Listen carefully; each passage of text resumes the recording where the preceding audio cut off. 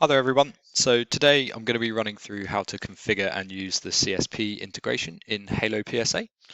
So we're just going to start off here by browsing to configuration, integrations, and then Microsoft CSP. And to begin with, you'll be greeted with this introductory bit of information about creating a partner managed Azure application in Azure AD. So we're just going to go into Azure AD and we're going to run through and we're going to create this application first. So the first thing we need to do is go to app registrations, and then we're going to create a new registration. So just give it a name. You then need to make sure it's a multi-tenant type of application. And then we're going to just add a redirect here.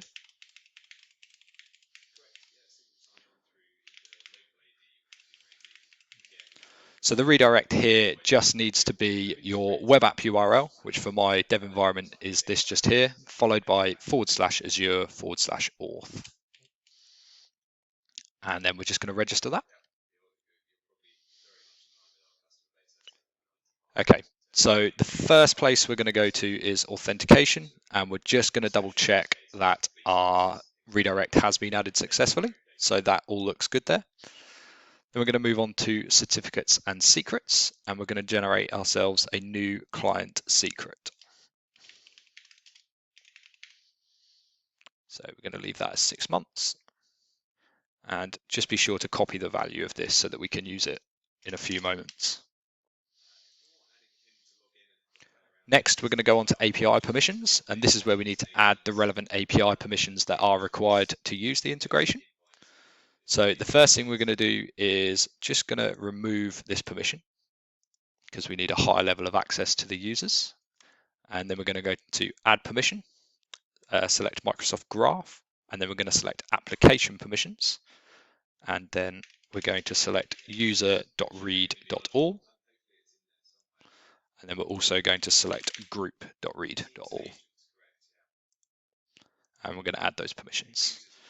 These will require admin consent, so we're just going to grant the admin consent for these here. And then we're now going to add a further permission. If we go to APIs my organization uses, and then we're going to select Microsoft Partner Center, and then we need to select user impersonation. Okay, so that is our app now configured. So if we go back to the branding tab here, the overview tab, and we're just going to take a copy of our application ID, and we're also going to take a copy of our tenant ID. So all of this is going to be required to configure the app in Halo.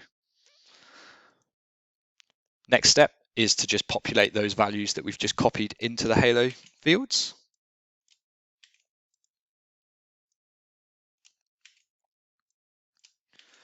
And we're now ready to authorize our application. One thing we need to do just before this is we need to make sure that we elevate the permissions of our partner managed application. And that allows us to basically access our customers' Azure tenants information, such as their users. So to do this, we need to run this PowerShell script. And in here, you'll see there is a your apps ID in curly braces. We just need to remove this and put your Azure application ID in here.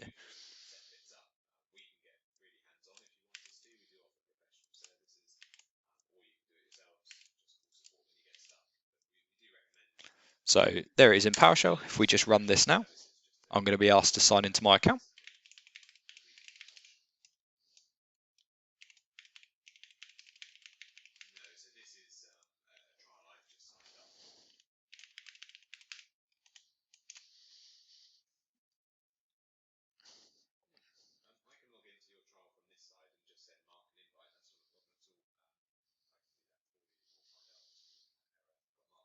Okay, there we go. So that's the script run successfully. So all that's doing is it's adding the service principal that represents the application to the admin agents group in your Azure Active Directory. So that will now give our application elevated permissions so that we can now access resources from customers' tenants. So we're now going to authorize the application in Halo. So this is just going to connect us to the application.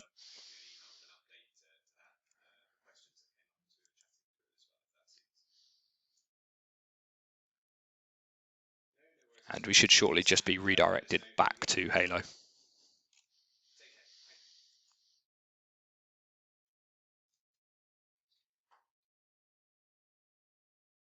Okay, there we go. So we're now connected up to our application in the CSP integration configuration screen. And you can see we've now got this whole new host of different options available here. So we're going to start off with customer imports. First option here is just to choose a top level that we want to assign these customers to. This will only show if you are using top levels in Halo. And then we're just going to go ahead and click import customers. This is now looking into the CSP API and is basically going to pull back any of our partners that we've got set up. So for our demo environment, we've got this NetHelpDesk Rocks customer, and I'm just going to import this here.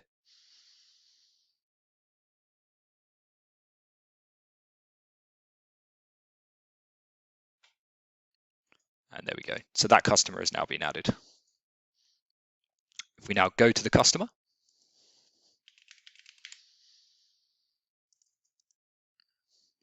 and if we switch along to the settings tab and scroll down, you'll see at the very bottom here, there is a Microsoft Details header. And in there, we have the Azure tenant ID of that customer and also just the relationship to that customer. So if we switch back now to the integration setup screen, we're now going to move on to the site mappings header. So the site mappings here, this functionality works in the exact same way that our Azure Active Directory integration works. So the idea is you create filters based on different fields in Azure to import subsets of users linked to those tenants and pull them into the different clients and sites that you've created. So for the purpose of the CSP integration, you're only able to add site mappings for customers that have an Azure tenant ID. So whether that's been assigned manually or whether that has been assigned via an import. So we'll only be able to create mappings for those tenants or customers. We do have two extra options here. So you can see I do already have one. And this feature here, which is to automatically create a site mapping whenever a customer is assigned an Azure tenant ID. I've had this turned on so that when the import customers was run and it assigned that tenant ID to my customer, it's basically created me a site mapping here with no filter. So all this is going to do is find all users that belong to that Azure tenant ID that's associated with the NetHelpDesk Rocks company. And it's going to pull all of those users into the main site under that customer. If we just remove this quickly, there is also an option. So if you don't have this turned on initially, if you just click generate mappings here, it will then automatically go in and create you a mapping just like that.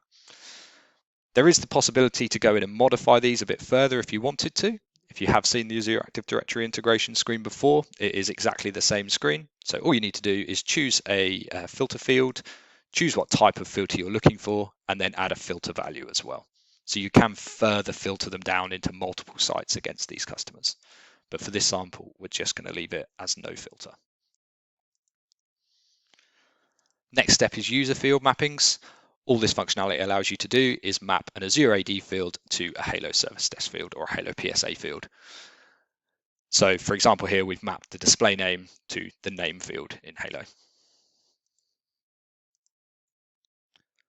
So now we're going to look at the user imports.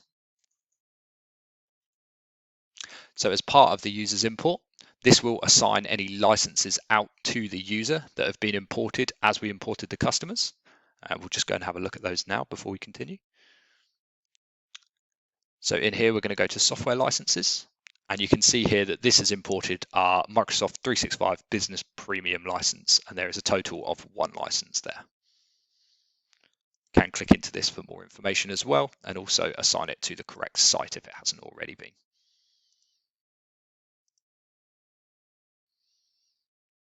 So back to the user imports. We have a user matching field here. So what this means is if you haven't imported users before, then it will try to identify an existing user and update them and assign them to the correct site based on their name, email address, or their network login. Just be aware that you do have to be actually mapping to these fields in the user field mappings in order for this matching to take place. And they will match in the order that you add them to this field. So if we add the email address first and then the name, it will always try and do a match on the email address first and then the name after that. If the user does already exist and the Azure ID has been assigned to them, then it won't do this matching. It will just automatically update the user with that Azure ID. Just one extra feature here, which is also available in the Azure Active Directory integration, is the account enabled property, which determines whether or not a user is active or inactive in Azure. We do have the ability to turn this off, so it won't look at this property. So it just means that even if your tenants are deactivating users in Azure, they can still remain as active users in Halo. If we now hit the import users option, this is now going to bring back all users that are associated with our customer's tenant. So in our example, we have one customer, which is NetHelpDesk Rocks, and this has 2 users in that Azure Active Directory and no filter applied to that.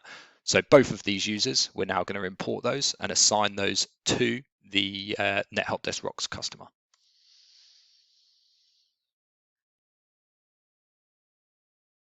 There we go. So these users have already been imported before, but here's just an example. They're showing as updated there. It's just refreshing the mappings for us. And if we now move across back to our customer and into the main site and into the users, we can now see, along with the general user, we do now have our 2 user entities in there. So if we click into this one here, and I'm now going to go into the software tab, and we can see in here that they have a software license and a license count here. So the license count is 1. And if we go back to NetHelpDesk Rocks and into the software licenses tab, we can see that the available licenses is 0. So as part of that user import, it's imported the user, applied all of the field mappings that we've chosen, and it's now assigned out the licenses that we imported as part of the customer import. So the user now has the correct license count. If we just jump back quickly to the CSP setup screen, and we're going to finally open the Halo Integrator option. So this is just how you would run this sync on a schedule, same as the Azure Active Directory integration and many other integrations in Halo. This is designed to run overnight or every 4 hours if you wanted it to, something around that time frame. And this basically automatically imports your customers' users on a recurring schedule. So all you need to do is enable this and choose which entities you want to import. It's recommended that you use the customers and users option for this, so it always imports your customers and it always imports your users. And the ideal setup for this here really is if we go back to site mappings and we turn on this setting, this just means that whenever you're creating a new customer in CSP and you get a new partner, this will then be imported first on the next sync. So we always import customers first. The integrator will run that, create the new customer, assign them a tenant ID, and then create them a site mapping with no filter assigned to it. So all of the users in that tenant will then be assigned to the new customer that's created. And then as it imports the users, it will then obviously assign those to the correct sites.